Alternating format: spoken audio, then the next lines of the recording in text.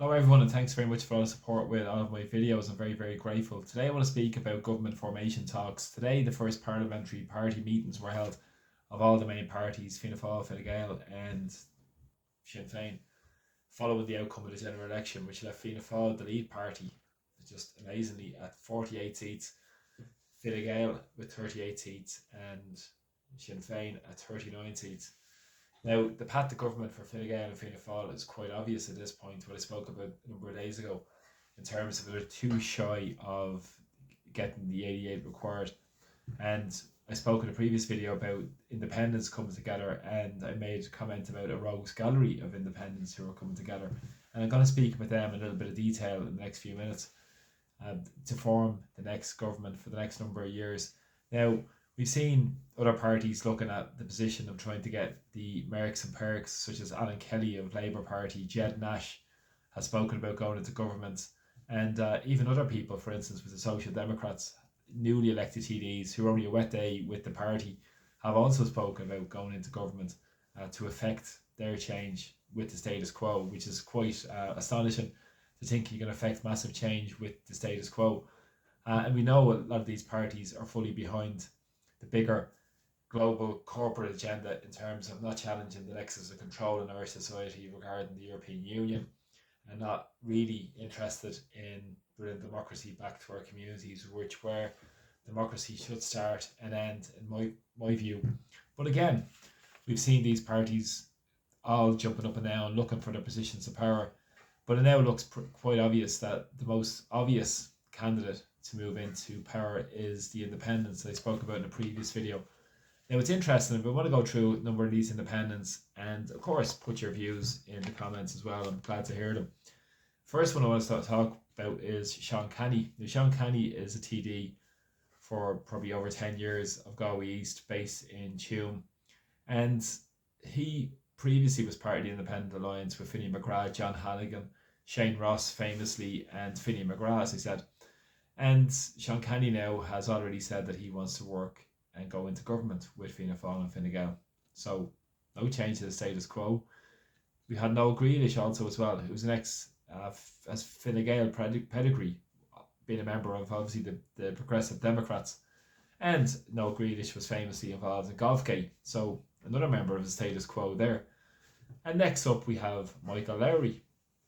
Now Michael Lowry is most known for corruption for the Moriarty Tribunal, for his deals with Dennis O'Brien, which made Dennis O'Brien one of the richest men in Ireland, and many other tribunals, such as the McCracken Tribunal as well, and obviously the impacts of his lobbying, his tax affairs, all those other issues going on with Michael Lowry, probably one of the most corrupt politicians Ireland has ever seen, and that's really saying something, because we've had quite a number of corrupt Irish politicians. But he's looking to go into power. We have Marion Harkin as well from Sligo, who was a former MEP who's been saying she wants to go into power. Now, if you look at the age profile of these TDs who are looking to go into power, the first four I mentioned, they're all in the 60s, some in their early 70s, probably see this as a last grab at a bit of power, and don't really care probably about the next election coming down the tracks. But of course, many of these parties, essentially party enablers really, and Fine Gael and Fianna Fáil enablers, have big machines within their own constituencies. People like Lowry has a huge team in his own constituency, and a lot of people don't really see the wood for the trees with what policies that he's implementing on a national level to get, maybe a couple of deals done in his local constituency, which won't deal with the underlying issues about lack of democracy, lack of bigger inequalities in society, issues around pushing the neoliberal agenda, and fully signed up to eroding Irish neutrality also as well. But of course, this won't be mentioned in the whole light of day when they're having these negotiations.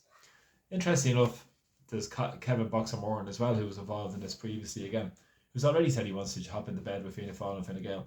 And now we have the latest is Barry Hennigan, a recently elected TD from Dublin Bay North, who was saying he was part of the locked out generation. Now he is trying to get into the Dáil and already has had a meeting with Micheál Martin, had a cup of tea with him yesterday in advance of the parliamentary party meetings. And Barry Hennigan is a very interesting character because he's backed by Finney McGrath. Independent Alliance on steroids, that's what this is. So he was just recently elected as a councillor back a number of months ago. And through a lot of transfers that came his way in Dublin Bay North, he got over the line and now is looking at a position to move into government, maybe to support Fianna Fáil and Fine Gael.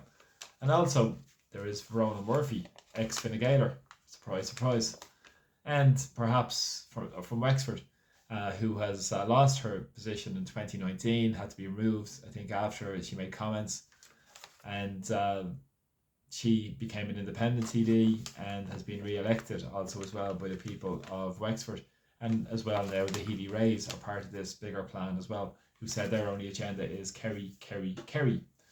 Now, isn't this the sort of insular parish pub politics we've come to expect in Irish society, rather than looking at the bigger picture in terms of what's happening? There's always been a big rural urban divide pointed in Ireland, and this is what played into the narrative of enabling and facilitating the status quo, which is absolutely not true, because the inequalities are right across Irish society.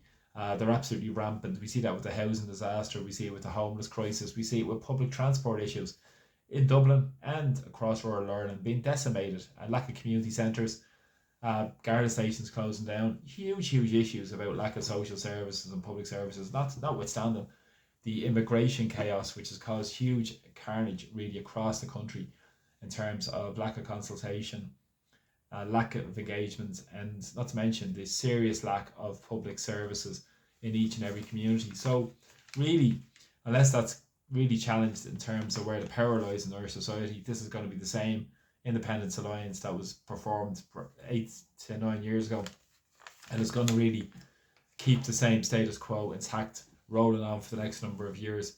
Now already there's also talks of Independent Ireland perhaps coming in with them as well. So if you look at that numbers of independents that I mentioned, plus Independent Ireland, you're looking at, well, about 100 seats if Independent Ireland do agree to go into government with Fine Gael and Fianna Fáil. And already they've said, and they've set up their negotiating teams and the heads of these negotiating teams. The head of the negotiating team for Fianna Fáil is, unsurprisingly, Jack Chambers.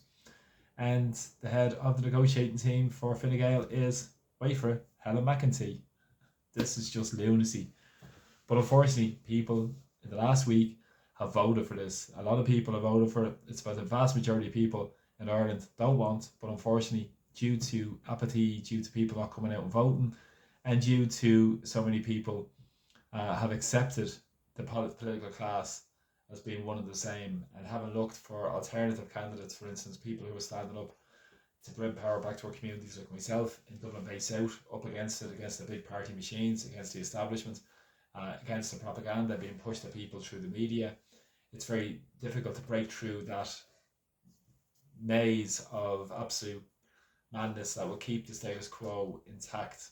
And these people, for instance, who are looking to go into the government, are looking for their mercs and perks, but also looking for their couple of slight improvements to their areas, which without a doubt aren't going to deal with the underlying more complex issues that are happening in Ireland, in terms of they're not going to challenge the European Union, they're not going to challenge the mass uncontrolled immigration, they're not going to challenge the homeless disaster, they're not going to challenge the housing crisis, they're not going to challenge the health disaster, because they're going to be just happy enough to roll it on. And we know what generally happens is the people who are standing up for them and supporting Fine Gael and Fianna Fáil will be probably wiped out come the next general election, and Fianna Fáil and Fine Gael will rumble on with their 20% support base that they're down to at the moment over the next period of time. So you need a proper organised opposition that's going to put the needs of the people first and fundamentally work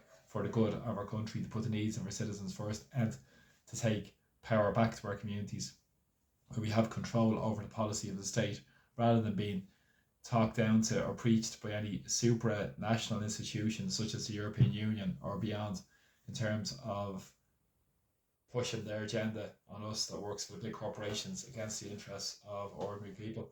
So thanks for the support of my videos, really appreciate them. I'll keep you posted how these talks develop and see what happens over the next period of time.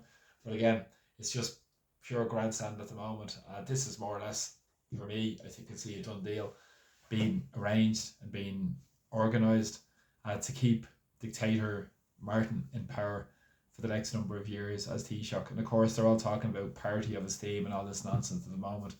But it's complete nonsense, because they're all sorting out their own power and privilege at the expense of ordinary people who will suffer over the next number of years.